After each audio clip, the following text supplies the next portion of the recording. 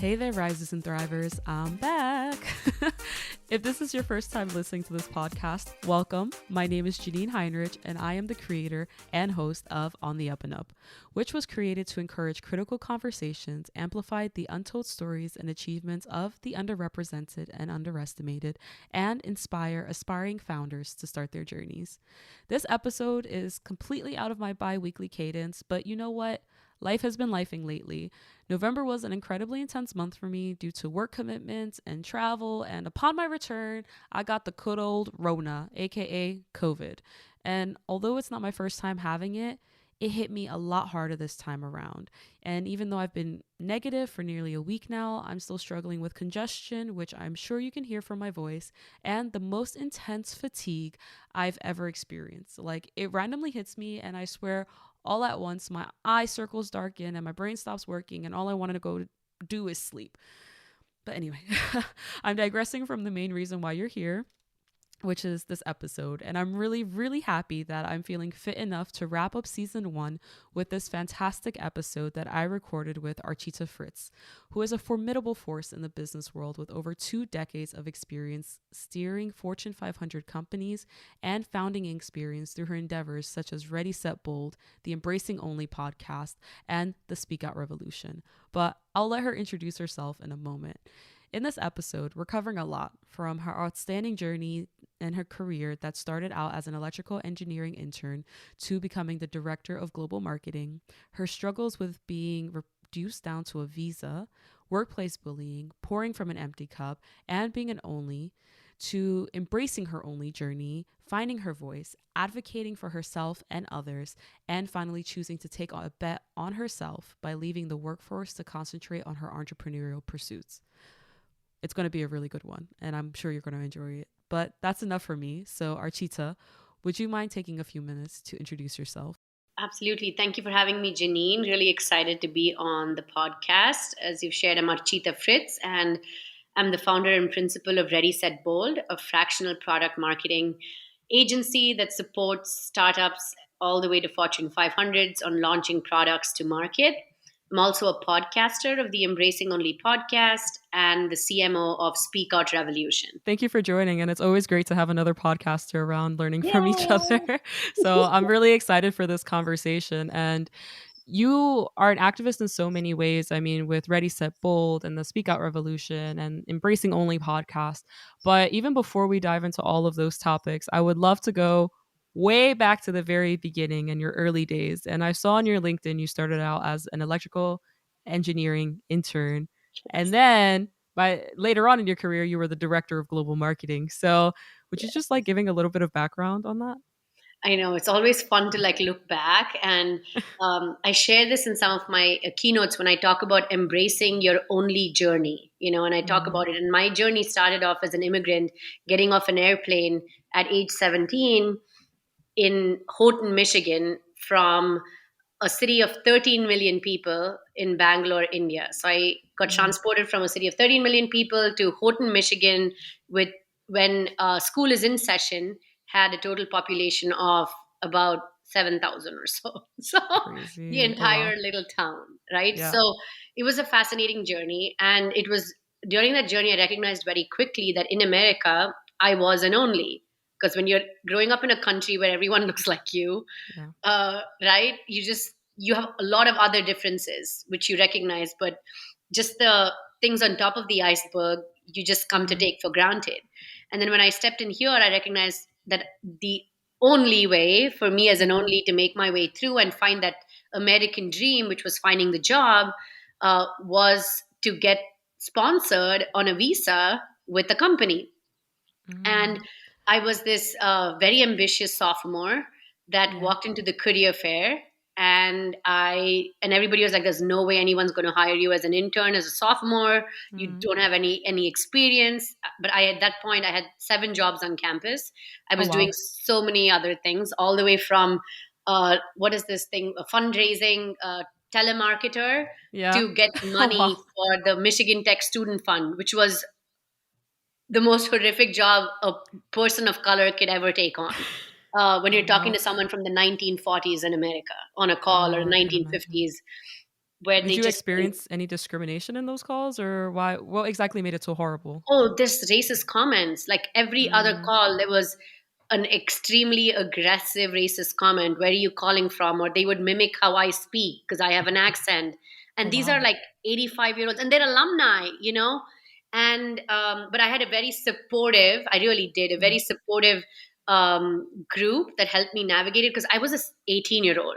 I was a yeah. little Oof, kid, it's and tough. I'd Yeah. never experienced something like this because I just thought the world is the sky is the limit. Hmm. I'm going to hit all my sales goals. I did hit all my sales goals, but it was at a significant cost where I was just like, even though this was the highest paying job on campus, I can't keep doing Mm. this because it's not good for my mental health to hear abuse every other call.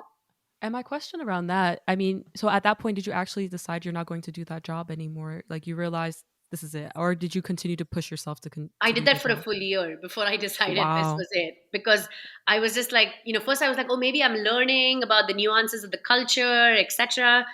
But I will say that I did not recognize why I left until very later on in life. Because I knew at Okay. that time it wasn't right, but I didn't know why it didn't feel right. I didn't know why, because I was, raised to believe that there was nothing wrong with mental health. Like that was not a thing we discussed, Mm-hmm. right? It was just, Yeah. even physical health was like pushed through the pain. Forget mental health Yeah. back home in India, right? Yeah. So that was a journey. So I was like, well, I need to find myself an internship because I need to find a full time job because I need to have a home by the time I'm 24, all of these things, right? So Mm-hmm. I go to the career fair and I had a whole list prepared. And I went to the first company. I'm giving this background for a reason because it really helped Mm-hmm. me build the career it built. Yeah. I love to tell my stories. And so I go up to the first company, and it's a Fortune 500 company that we used to buy computers from a Okay. long time ago. Think Dash mainframe if you're in the tech business, okay? Whatever that company, I'm not going to say the name out loud, but I Okay. walk up to them, and the person doesn't say hello, doesn't say hi, doesn't say how you're doing. Put my hand out. I'm an 18-year-old kid with a Yeah. suit, right? And a CV, like excited to figure out how I'm going to like make it in America. And he Mm. says, do you need a visa? So my entire existence was akin to that of a Mm-hmm. piece of paper. It did not matter that if I was great at school, did a bunch of extracurriculars, drove a bunch of impact in Yeah. the community. None of that mattered.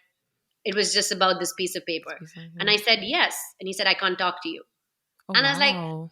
how is my humanity reduced to this ridiculous piece of Exactly. paper? All of your accomplishments, everything. It didn't matter just because you need a It didn't visa, matter. a It was sponsorship. this piece of Wow. paper.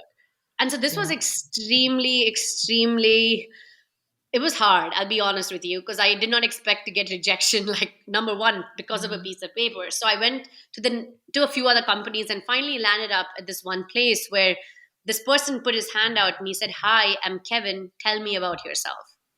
Oh, that's sweet. Especially And I after what you stayed at that experienced company for prior to. 18 years. you Wow. know but it sets the tone, and I really mean it. It's like when places are created to welcome people, knowing that sure, I needed a visa, like all of that other stuff had to be figured out, but this person wanted to know who I was at Mhm. that moment in time, in that space, beyond the stinking piece of paper, because he could have ended the conversation if they were not going to sponsor a visa to be like, hey, I'm sorry, but we don't, blah blah blah. So I ended up Mhm. in the company as an electrical engineering intern because I was doing my electrical engineering. I realized very Mm. quickly, like, good Lord, Archita, you're not meant to be in a basement working on breadboards. I'm going to like significantly age myself. You're not meant to be out with people, right? So Yeah. at the end of my internship, I asked them and I was like, hey, do you know if I could shadow somebody? I did two of those internships and I was like, I'm pretty Mhm. confident joining you full time. I could not do this. Like, I'm very Mhm. clear, like, this is not where I'm going to thrive. And what I loved about this company is at 18, we did what was called Strengths Finder, where Mm. if you follow the Gallup's strengths, they talk about identifying and leading with your strengths versus Okay. leading from your weaknesses. So a Oh, lot of interesting. people will focus on, oh, you're not good at this, let me help you with this. You're not great at that, let me help you with this. But Mhm. this company focused on like, okay, what are your strengths and how do we create an environment where you can thrive with your strengths Oh, cool. and outsource your weaknesses to your teammates, right? Because this is a team effort. You're not building a Mm. company alone by yourself. So I'm so thankful for that as a foundation.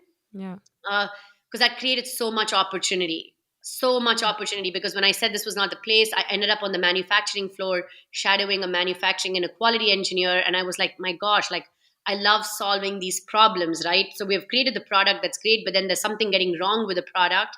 How do Mm-hmm. I go fix it? So that's when I entered into quality systems management. And during that time, there was a situation that happened, and from a company's perspective, and I found out like from the evening to the next morning, I couldn't show up to work because of some immigration stuff. Okay. Oh And no. so then Okay. they were like, they were amazing again. They'd given me different opportunities. And they said that one of the opportunities was, do you want to move to Quebec, Canada, speak French, learn how to speak French, and go fix a problem as we get ready for one of our largest FDA audits there? And I Mm. was like, yes, that's what I want to do. Oh I don't wow. want And to you do the didn't other even two speak things. French. What's that? I didn't speak a You word of French. wow. Okay. But it was like, either going back to India, which I didn't want to do, Mm-hmm. not because I didn't like my country or whatever, but it was because I would be doing something that is engineering based, and I was not interested in going back to breadboards and design. Or Mm-hmm. it was going to grad school that they would pay for, and I was not interested in going to grad school because I was very, very interested in working. I was a 23-year-old at this point, or something, Yeah. 20 maybe, or something. And so then I went to Quebec.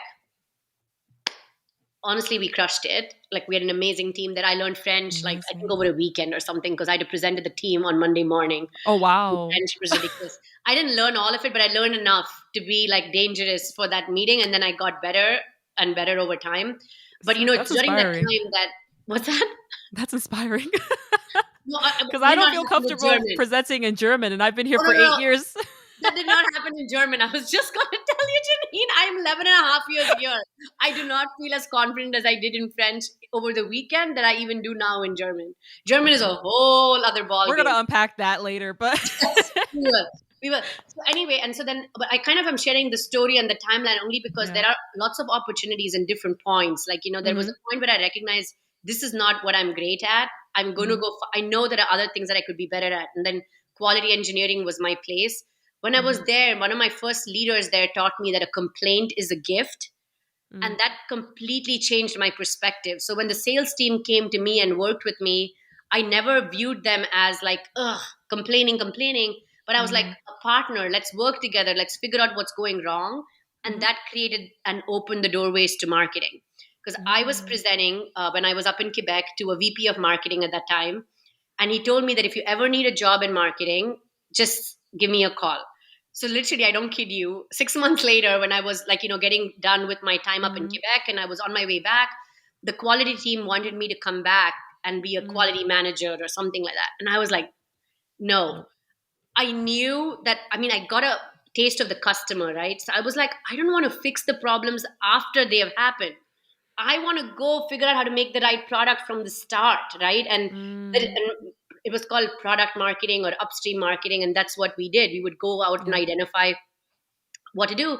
And I had a passion for growing our markets globally because the company was so focused at that time in the US market. And I was like, I come from a part of the market that they would just be jumping for joy if they received these amazing med device products. Mm-hmm. And so, anyway, I gave him a call.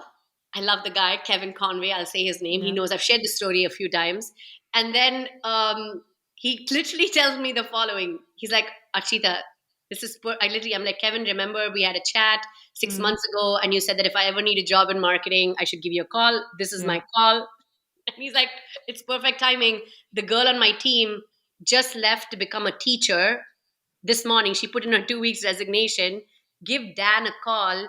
He'll walk you through the role. You have the job. Wild. Shoot, Wild. Oh, that's right? amazing. You can create your opportunities. And I feel like Yeah. even though you're navigating this world as an only, and Mm-hmm. the thing is, the reality is there is significant burden. You have to show excellence. You have to show Yeah. times three excellence, right? Those are all the things that are a given. But how do you just move from merely surviving to thriving? And that is Mm-hmm. like capitalize on those opportunities where people have said those things.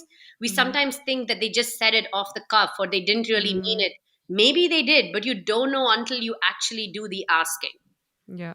And I think that's actually what's really so cool about hearing your story about how you got started. You, of course, you had this strong drive and everything, but you also had this strong sense of self-awareness where you were like, I'm in this engineering role. I know this is not for me.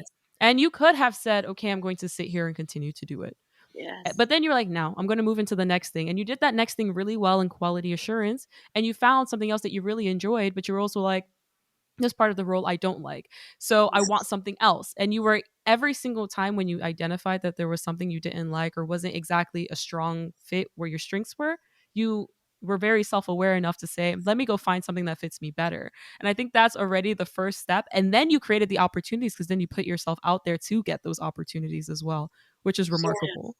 Yeah. Yes. Thank you. Thank you for sharing that. But I would also, you're like Yeah. spot on, like self awareness, creating the opportunities, Yeah. asking for the opportunities, which is Mm-hmm. also critical.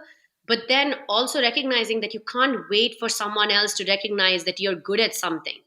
Because we Mm. sometimes are like, I'm really great at this, but I'm not so good at this. I wish my manager told me that I should instead do this, this, and this.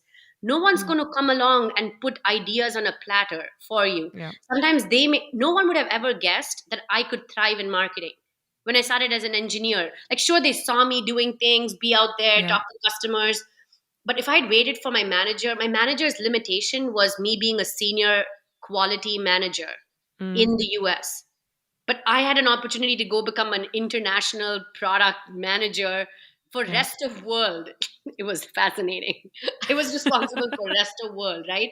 But so Yeah. that's what I would say, like, literally take the keys of your career in your hand and like Mm. drive that thing. And of course, you have got mentors, you've got advocates, you've got all the jazz, but you have got to also lead the people to where you want to go to Mm. get those Yeah. opportunities for yourself. Yeah, you need to be your own advocate and you need to Yes. be your own voice at the end of the day. And I actually wanted to ask though, I mean, you sound incredibly ambitious and like you were pushing and thriving and doing. You have a very long career. Were there ever at any point where you got a little bit tired? Of course. Yeah, and like any moments that stand out to you and how did you cope with that in the My gosh, process? Janine, so many moments. I'll share two. Yeah. Um, I had three kids, and I Mm. noticed that after I came back after my second child, that while the workplace had created an environment where they prepare you to leave and you prepare yourself to leave, no one prepares your team, your leader, the organization, and the individual to return. Mm. Nobody does, and it didn't exist. So I literally one day, this is my first article I ever wrote on LinkedIn. This is Yeah. almost now 5 years ago. It's called returnity. I coined the term returnity at that point, and now it's like there in other places, but it did not Yeah. exist at all up until this point. I should have trademarked it. I was sitting on my couch, and I was just like feeling this sense of frustration because it's in these moments when you step away from your day to day that you recognize this sense of like, uh, there's like a distance, like you need to do something, you need to do Mm. something different, and somehow the world around you recognizes this, and you get recruited the most by executive recruiters while you're on maternity leave. And so Mm. if a workplace doesn't do Really?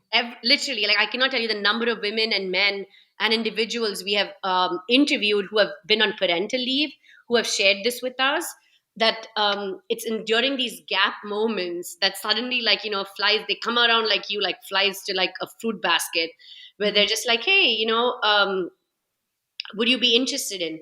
And if companies don't do their due diligence to drive Mm. engagement of employees returning back into the workforce and just assume it'll be business as normal, you'll have Mm. an extremely disengaged workforce. And I noticed that I had to take on the onus myself. So I pitched this idea of a returnity program because I came back and I recognized that my team was not equipped to have me back in the Mm. team. I was leading a team. I was a director of marketing at that time. And there were certain things, God bless the heart of my leader at that time. We had very open, candid conversations about it. So my Yeah. third one did not end the same way or did not Mm. transpire the same way, but you Mm. didn't feel supported. And that made me feel like at odds, like, why am I doing what I'm doing? Like, is this worth it? Is it valuable, etc.? Mm. But then, I found a way to empower myself to like help kick this program off, which kind of Mm. helped things a little bit. But I'll say this, around this time we had a huge M&A, like a huge merger and acquisition, and Mm. we acquired two companies that were larger in Europe, Middle East, and Africa than the company in our own company, right? So Okay. we were bringing in cultures that included humans Mm-hmm. that were very different from our own while we were trying to bring them on board. Yeah. And that was a significant like learning moment in the midst of all of this, um, where we were not set up for success in certain ways in order to Mm-hmm. be able to do that. And that was my biggest learning moment as a leader, because I went from knowing how to lead people that had already brought into the culture, or I was able to bring them into the culture, Mm-hmm. to learn how to bring people in from different places. And Mm-hmm. at that time, I noticed people around me like getting other opportunities, moving along. And I was this crazy, not crazy, but I was this ambitious human. And I Mm-hmm. remember having a change in leadership, and my one of my previous leaders were like, Archita, you're playing for the team. You have the team jersey on. It does not matter who the coach is right now. Mm-hmm. Keep your head in the game and work for the team. Like get the job done for the team. And that really helped me, because he also asked me, like, if you had this other job right now, would you want it? And I said, no. Good point, I don't want the job. But Yeah. sometimes when you're an ambitious person and the social media doesn't help you anymore, Yeah. luckily I'm still ambitious, but I kind of have learned to like drown out the noise, because I'm clear on what my purpose is. At that point in time, I just thought it was climbing the corporate ladder, and that was Mm-hmm. it. um, and I remember like telling myself at that time that sometimes we try to prove people wrong by just doing something we don't even want to do. Yeah. It's like, they told me I can't do it, I'm going to prove it to them that I can do it. But at That's what me. cost? It's so Yeah. I'm going to say the word stupid.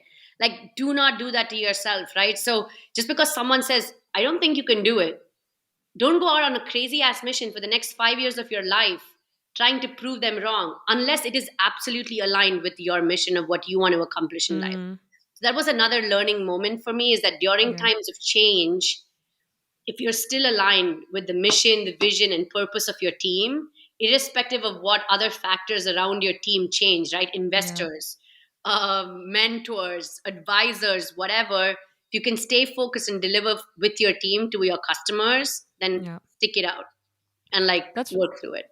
that's really interesting because I think I'm still at this point. Like, I mean, I'm early on in my career, and I feel like I'm still at this point where I still do a lot of proving that I can do something because someone said I couldn't do it. And Yes. I'm really at this inflection point of thinking to myself, okay, is this really something that you want to do, or are you just trying to prove a point? Yes. And I think that is a consequence of being an only, sometimes, because you're always trying to be 150% when everyone else is 100%.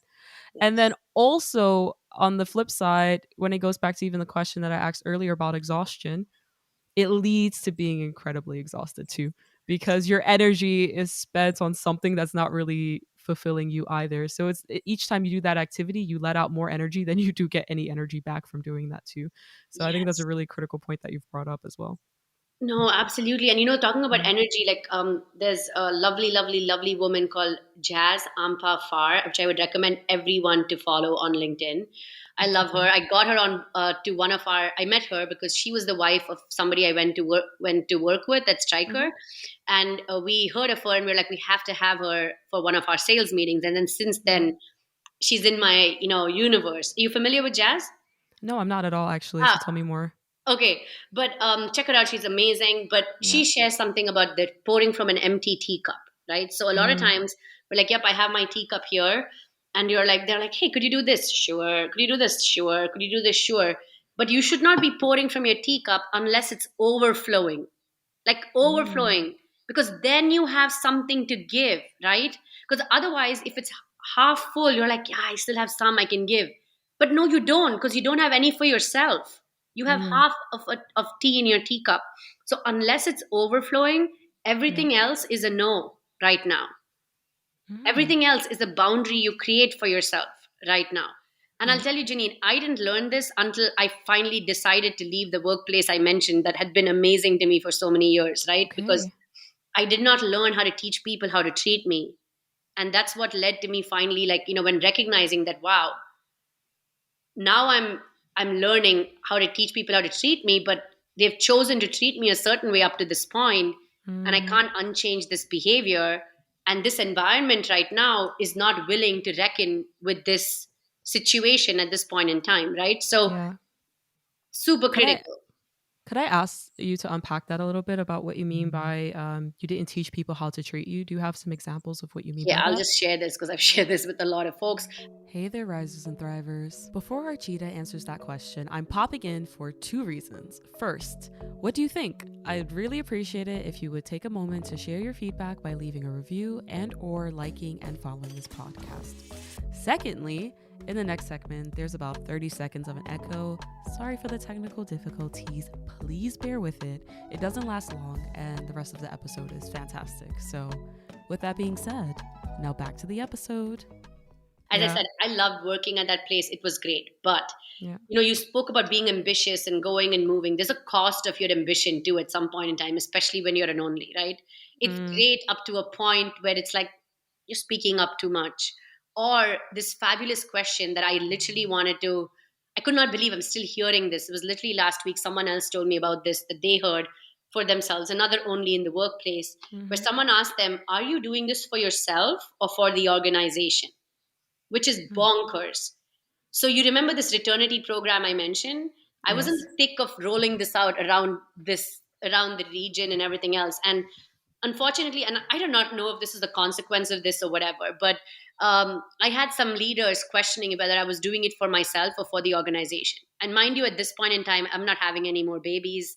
I don't Mm, plan on I can't physically have any more babies, right? yeah. So I'm doing this for to pay it forward, knowing that Yeah. I'm planting the seeds of trees that I can't sit under, right? But I want to make sure that someone else can enjoy the shade appropriately.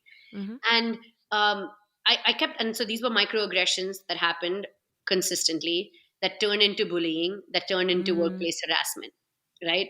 But here I was still extremely positive. I was like mm-hmm, self-aware, and I was like, girl, you got this. You're sitting as the vice president of the largest ERG in the company. mm-hmm, You're going to be fine. Speak up, do the right thing, share the information as you would, document it, everything.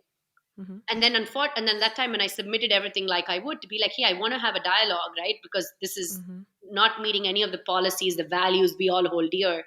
I was told, Archita, we don't have time for this right now. We're in the middle of COVID. Can you like let it slide? Right? That was exactly what I was shared. And I was like, you know what? I don't have time for this kind of nonsense. I get, okay, maybe these people are really busy. This is a really huge Mm-hmm. company. And I was naive too with regards to understanding how this works, right? I've Mm-hmm. been at 17 years at a company, but still naive enough not to recognize this, which is a problem. Um, because then I'm like, I'm going to just deal with this with the perpetrator themselves. I'm going to just Mm, go share with them that I don't feel safe. I don't feel safe speaking up because I consistently face these microaggressions. I'm publicly told I'm amazing, I'm the best, blah blah blah. yeah. But in private, I'm told that I am the worst. They've never met someone like me. Like it was Mm-hmm. horrendous. And so then the person went and reported themselves, which is insanity. They reported themselves. They reported themselves. Can you imagine the peak of narcissistic behavior, right? Yeah. And so at this point, I was like, and all of these, as part of Speak Out, that's why my work with Speak Out started, because I needed to Yeah. empower myself to recognize it. Is this just a company problem or is it just a wider problem? And it is a wider society problem. Mm-hmm. Schoolyard behavior Yep. transfers to the workplace, right? But it's Mm-hmm. then what companies do with it that makes a significant difference. Yep. And unfortunately here, and this is true, this is not just this company's problem. They were like, Archita, can you just like let it go for some time? This person is eventually going to leave the role. It's more Mm-hmm. of like just a working relationship more than a larger problem. And I'm like, Mm-hmm. if you are going to sit here and consistently tell me that it's okay for me to compromise on my mental health when Mm-hmm. I've documented the extent of this situation, Yeah. and there are other members on this team that have felt the same, but are all, they were all men, middle-aged men, Mm-hmm. most of them white men who were not willing to speak up. Yeah. I was like, I don't have time to exhaust myself. And Mm-hmm. that was when I recognized that if I had started the work to teach this individual how to treat me Mm, 18 months before versus putting power on a pedestal, because that's what I was raised to deal with power. I yeah. immediately put power on a pedestal without teaching power how to like interact with me. Yeah. I created an opportunity wherein this individual saw like, yes, there's another stronger person on the team. What do I need to do in their own way to like, Yeah. belittle this individual, right? And whatever their reasons were, I don't know. And so Hmm. ultimately I chose to leave that workplace because I was not going to compromise on my, even though there were Yeah. other opportunities to move within that company, etc. I was Hmm. like, I'm very black and white with my moral values. And I'm just like, Yeah. integrity is very, very high and I don't have time for that. So Of course. um And left. what's interesting about what you said is it reminds me of the research I was doing on the experiences of women of color entrepreneurs in Germany. And it was exactly these kinds of situations in the workplace, glass ceilings, workplace. I like how you said it, schoolyard behaviors that transfer to the workplace that would happen and companies not addressing it properly that would cause this phenomenal talent to leave the companies. And I think at the same time, the topic of how to react to power is also really an interesting topic because I, like you, also, I mean, I'm Ghanaian, and a part of that culture is if you're dealing with authority or power, then you have to kind of what they say goes and you kind of allow yourself to be treated the way that they're treating you because they're in a position of authority. And it is kind of hard to unlearn that in those situations as well. So, yeah, I really find it tough. But maybe my question to you about that is you left. What would your advice be to someone who stayed? Like, if you're staying in such an environment, how do you start to deal with that? Yeah. So, I mean, I stayed for 18 months after that started, Mm-hmm. Janine. 18 months. That was a long time, right? But, when Mm-hmm. you're in these positions, because you believe people in power, like that's what leads to gaslighting. Because they start saying things Mm-hmm. about you that you're like, oh my God, I am really terrible. I am not that great, all of this Mm-hmm. jazz. So I still stayed for 18 months because I was like, I'm going to find a route to resolution. I'm going to work through this. It's going to work, etc. Now I coach a lot of people dealing with this Mm-hmm. situation. What I tell them is you always have a choice. Okay, so you have a choice to stay in the company, Mm-hmm. either in that team, recognizing what you are dealing with, and you're willing every day to put yourself in that situation. That's a choice Mm-hmm. because you probably have other ways in which you're going to compartmentalize it or deal with that mental burden that you're choosing to take on. But it's a Mm-hmm. choice you might make, and that's okay. You might also make a choice to go to another part of the company to be like, hey, I've spoken to some individuals that have helped navigate this, wherein they've chosen to leave that team and asked Yeah. to be transferred to another team. So they have escalated it. I also recognize there is a cost of speaking up. Okay, I Yes. really recognize this. Okay, and the cost, depending on where you sit in the privilege wheel, the cost is a lot higher versus insignificant, right? And usually Mm-hmm. a cisgender white man who is a director or a senior director in a large company has a very, very low cost, Mm-hmm. considering if they're a caregiver or not, etc. Right? But Yeah. if you are a bystander to this kind of behavior and you fall into that category, please speak up on behalf of the individuals that are experiencing it because Mm-hmm. the cost to you is just discomfort.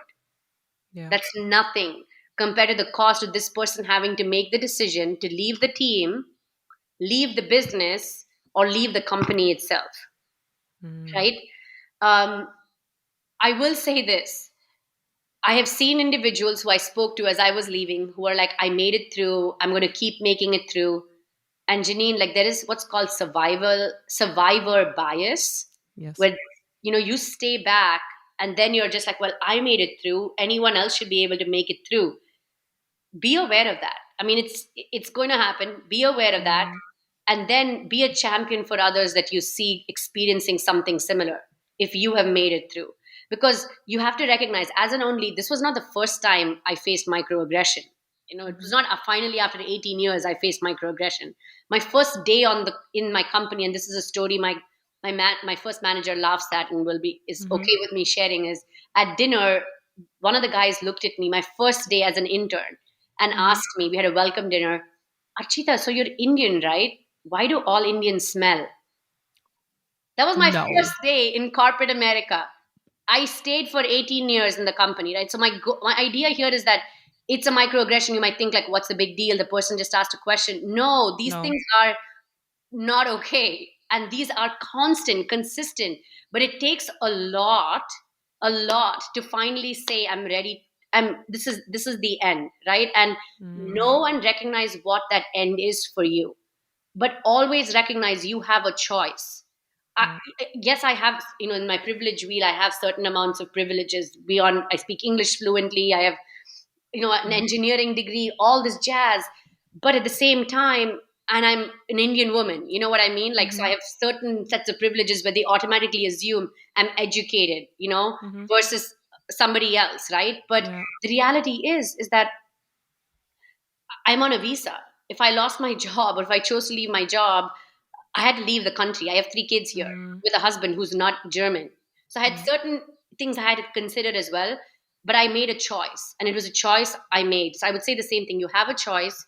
If you choose to stay, understand what your boundaries are with beyond Mm, which you will leave, but then start speaking to a therapist, because the trauma, this is research that is done, the trauma from workplace bullying and harassment physically affects your brain and sits with you for yes. 24 months at a minimum. This was some Oh Harvard wow. research review that was done where they reviewed the brain activity of humans during an incident, after an incident, over time. Mm-hmm. And it's up to 24 months. And it was quoted in the Workplace Bullying Institute research report recently. So be aware that these consequences are long and lengthy, Yeah. and protect yourself, because literally no one else is going to be out there trying to save Yeah. you. And I think also to piggyback off of what you said, for the people who don't have the privilege to potentially leave because circumstances are a little bit more restricted, Yes. the importance of allyship Yeah. and the importance of not having the survivor bias for the people who have a similar experience. But honestly, I always say I think the power of allyship from someone who comes from a different group, so to say, especially those managers who are maybe also white men, there's so much power when they speak up on their behalf because it makes the others who are also like them listen more too. And that is so critical and it cannot be under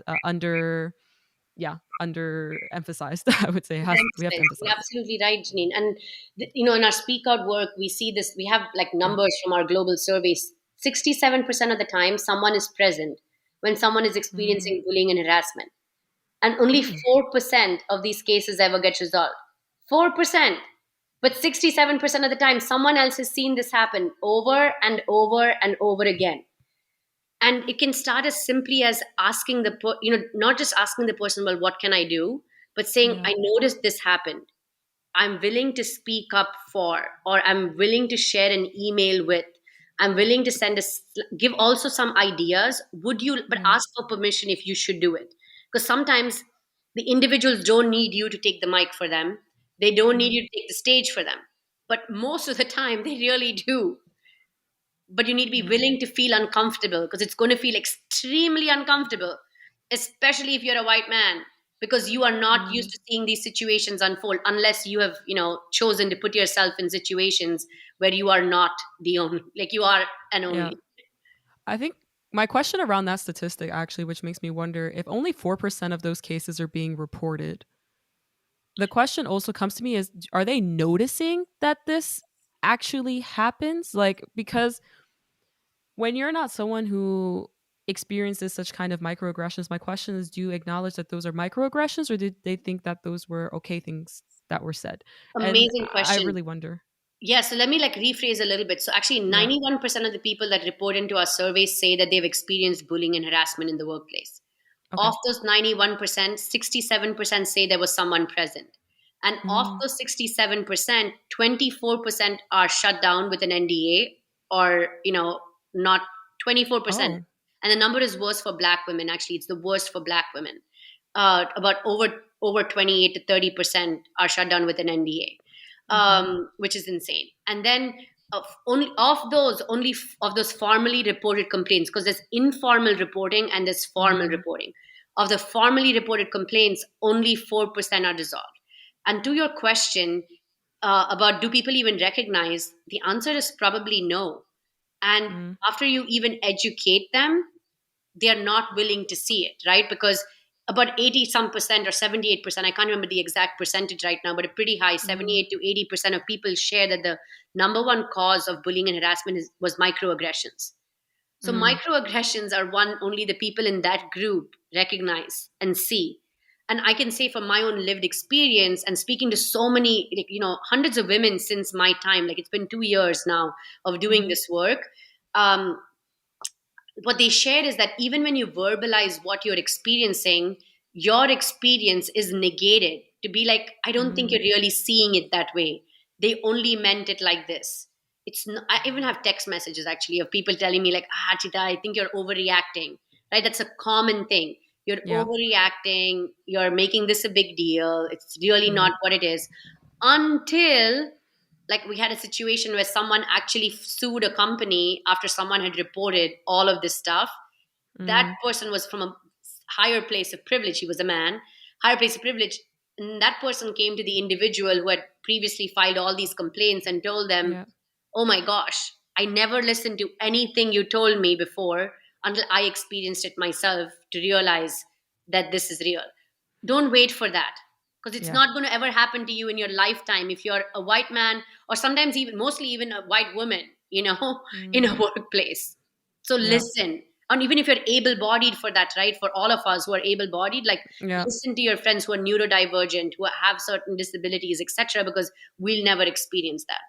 For sure. And that's it's so ridiculous to me that it has to happen to someone else who is in that position of privilege before it's even taken seriously at all. And I always wonder to myself what it would be the catalyst for change with these kinds of things. And I really, at this point, I think my sole conclusion is exactly what you said.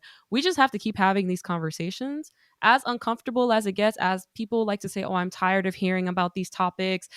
Aren't we done with, like, especially when it comes to diversity, equity, and Oh my inclusion God. topics? People are like, oh, I'm so tired of DEI topics. Well, No. isn't that nice that you're tired of that? I can't be. That is a quote Exactly. from one of my friends, Omena. She said that, and I don't get the privilege to be tired of the topic of DEI, and we will continue to talk about it until it's the seeds seep into your head for you to understand, because chances are you'll never experience it from my side. So why don't you just No. give credit to what I'm saying? How about That's them it, apples? because you said it right. I mean, Yeah. I can't remember this. Like, I was this one point, but you asked the question. I was so frustrated. I was so exhausted. And I was like, Mm-hmm. I can't afford to be exhausted, because if I'm not doing this work, no one's going to do this work. And Yeah. then what's going to happen, right?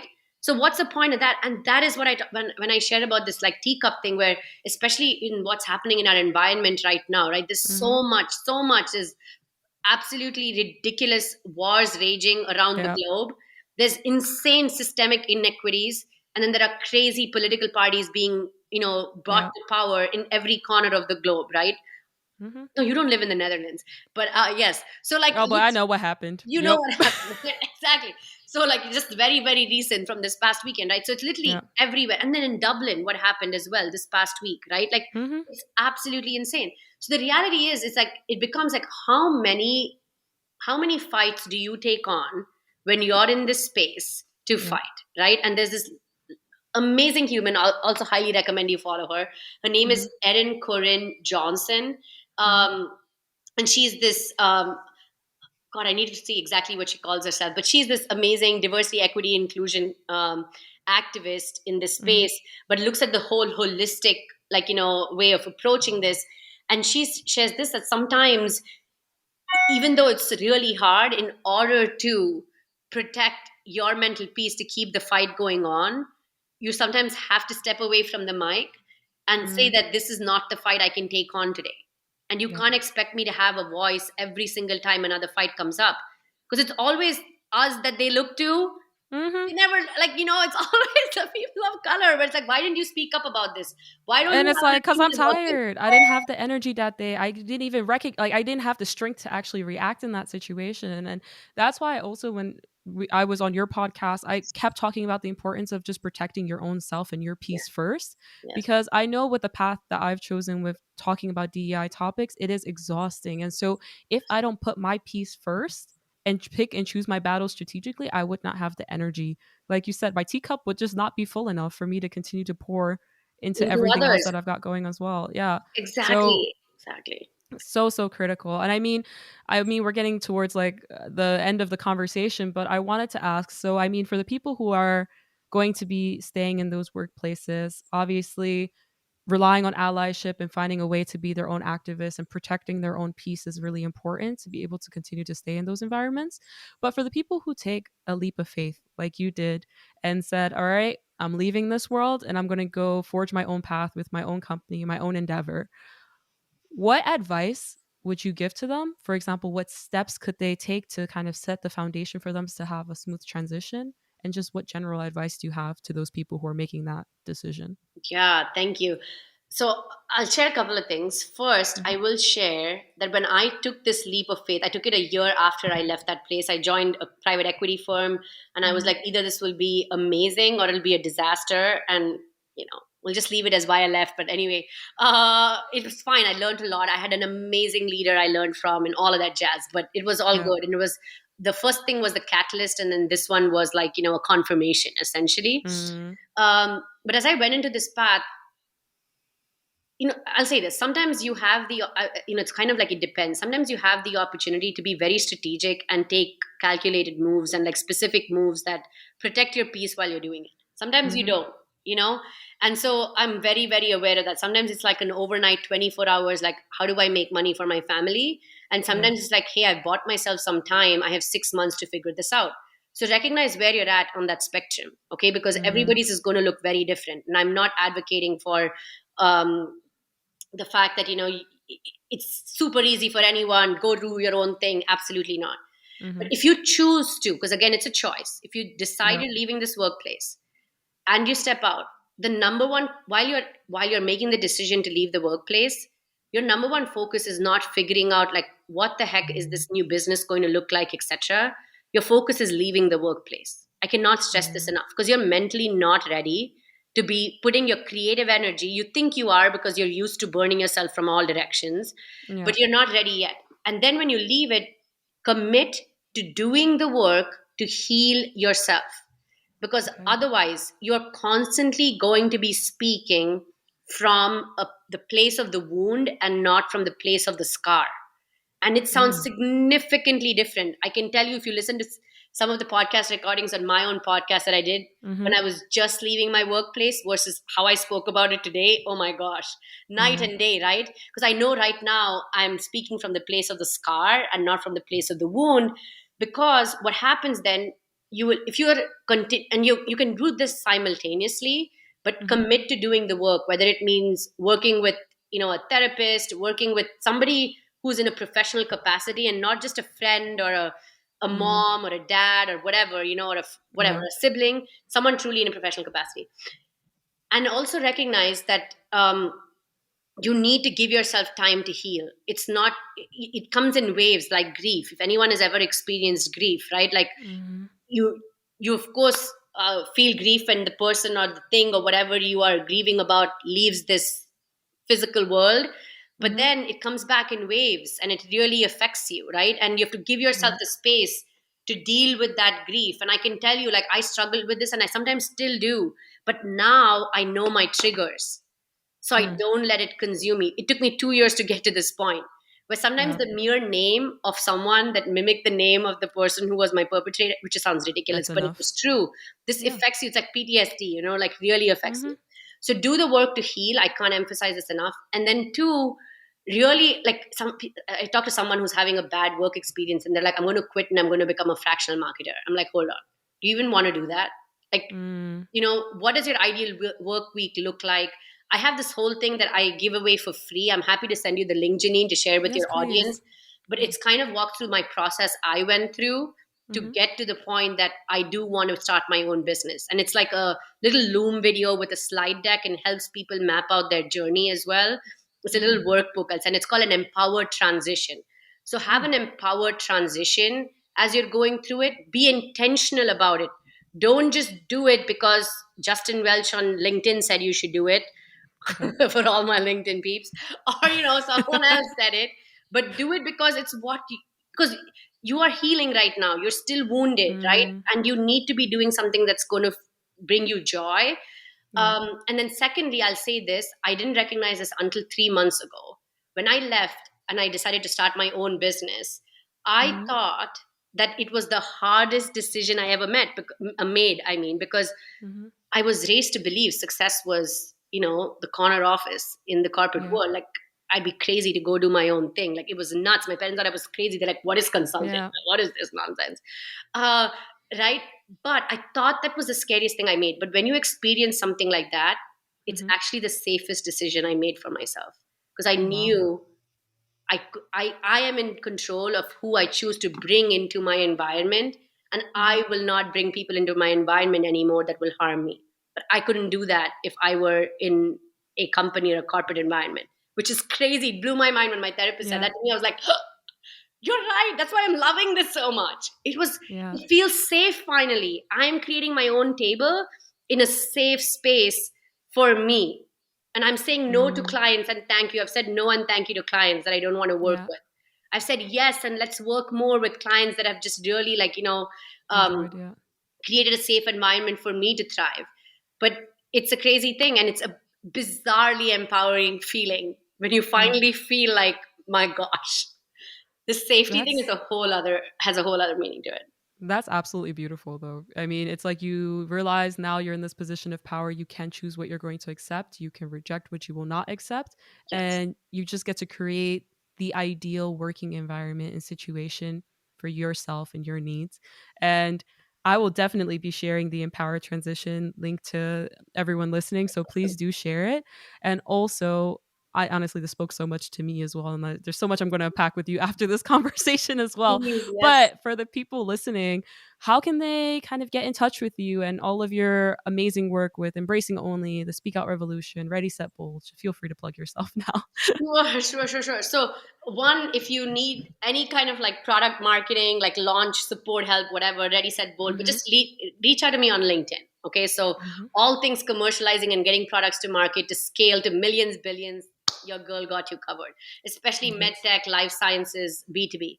But Mm-hmm. outside of that, if you're looking for like inspiration of other journeys of onlys where people have defied, like, what success should look like, do not hesitate to tune into the Embracing Only podcast. We can drop the link for that. There are over 60 Yes. episodes that you can binge on.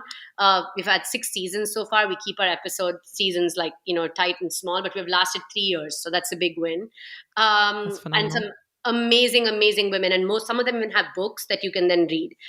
And if you are in the DEI space, or you're a leader of a team or an organization and you're looking to create safer workplaces, or learn how to lead better as a leader, I would highly recommend going and engaging with this Speak Out Revolution.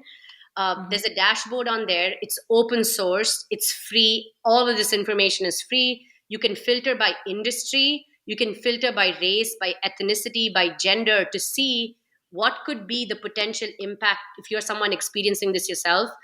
If Mm-hmm. you were to report, right? Like, could my Mm-hmm. situation get worse? Could I be shut up with an NDA depending on the percentages that are out there? And we've had over 21,000 interactions with the dashboard. So this is like Wow. really good, rich data that you can tap into to recognize what choices you have to make.